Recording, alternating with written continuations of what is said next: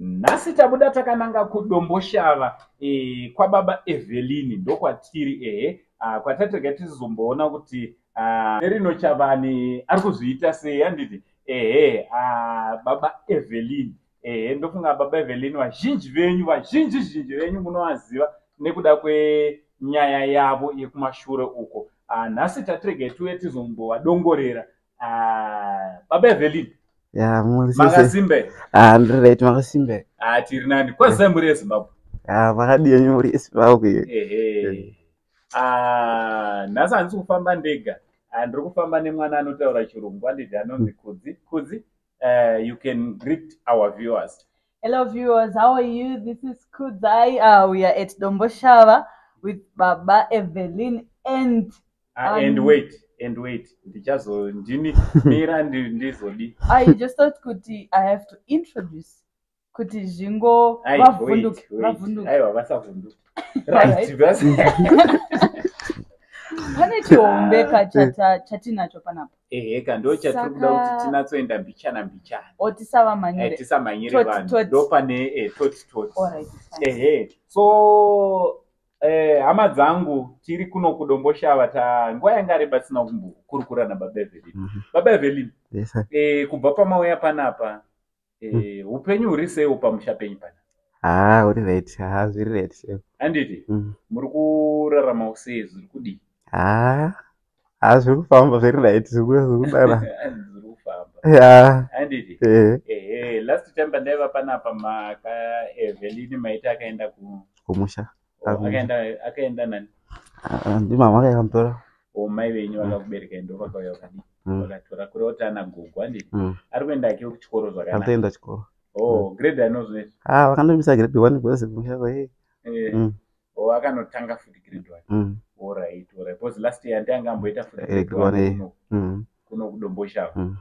No pakanaka pakadaro. So nhasi tasvika panapa tabva tasvikawo mune hama yamuinayo.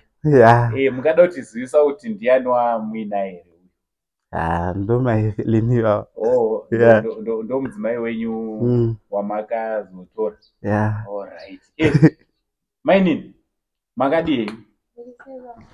Ndinofara. Ndanzwa kuti muri manjenjenje. Muera dhuve. Ganda revasikana.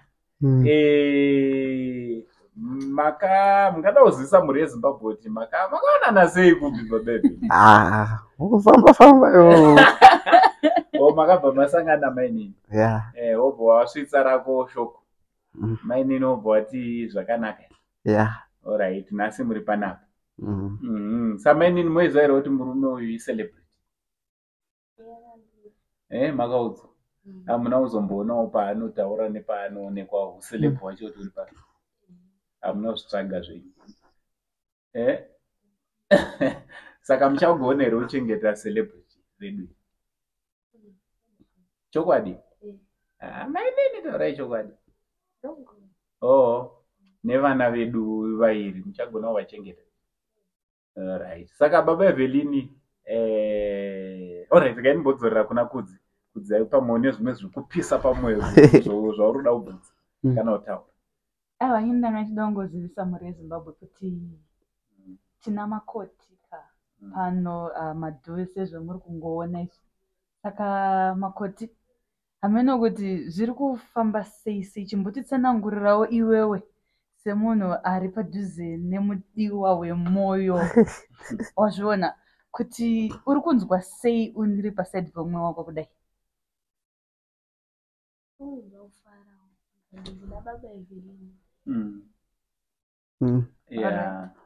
Alright, tichida kubvunza zvakare kuti ndezvipi zvinhu zvauri kunyanyofarira pane murume? Waziva baba Evelyn vanhu vakawanda vaida kukwana vachirwidzana. Vamwe vari kuSouth Africa vachiti ndakutodzoka kuZimbabwe ikoko mafona iga, vamwe ndakatozobloka. So imimi muri kunzwawo sei kuti ndimiwo muri panyanga kudai? Handiti? Ndezvipiwo zvamadzidza kubva kuna baba? hamuna chamati maona zvakanyanya apa muchiri murudo rwakanyanya. Manengo yakareba sei? Manengo yakareba sei mawe? Eh. 8 months. Mabva kwavo kwaHonde. Alright. Saka Honde kwese uko munin'ina tichakukwanisa ero. Yeah. Eh? Yeah. Akuchakwanisika. Totongoita plan handi. Alright, ko kumuri yeZimbabwe vanokutsigira ungada kuti kudii? Ndongoda kuti vangoita kuti vandibatsire kuti zviite kuti ndiinde kwaHonde ikoko. Unoda kubatsirwa? Ndiinde kwaHonde ikoko. Baba Evelyn kwaHonde. Ausaenda kwaHonde. Handisati.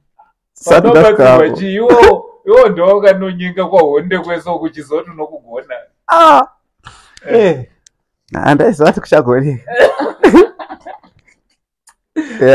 No, pakanaka pakadaro. Kune vana vachida kukorokotedza baba Evelyn, ane dzimwe nhamba nditi. Nhamba dzako dzinochiva, igara wapa phone nhamba dzako. Hatisi uzodzinyora vachadzitora. Alright, ndidzo dziya dzekudhara dzinoti 0771 24 59 39. 0771 24 59 39. Ya, vese vanoda kutaura namakoti nevada kukorokotedza baba Evelyn. Nhamba dzavo munongovabata direct. Hamusatombotibate kuSaint TV, munozofunga kuti tiri kuignore. Baba Evelyn mogona kungovabata direct. Kune vari kutsvagawo vadiwa vemwoyo wavo baba Evelyn. Vasati vapinda mune zverudo kana kuti vari kuti zverudo zviri kunetsa. Vakaita seni ungada kuti kudii kwavari? Bona wakuda kuenda kupi? Yakaenda kudonha kaenda mabheki. Usatize nemadvice. Tipowo madvice. Vanova vakashingirira zvinoita. Tirambe takashingirira.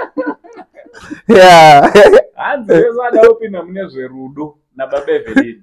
I don't know, over to you Kudzi. What do you think about this advice from Baba Evelyn? I think it's a good advice. Okay.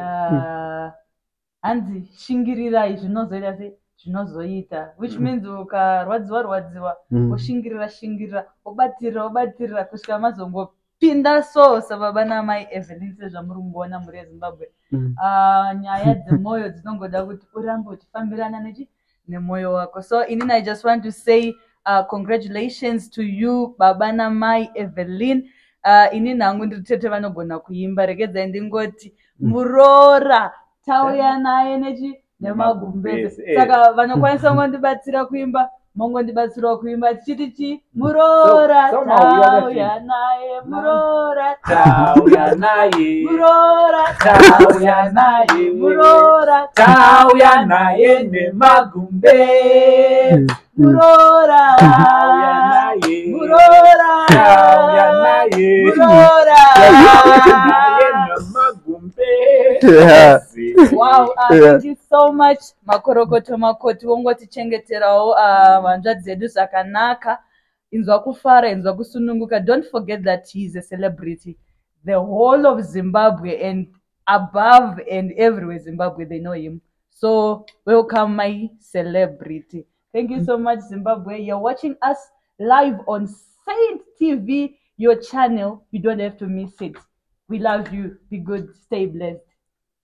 Much love.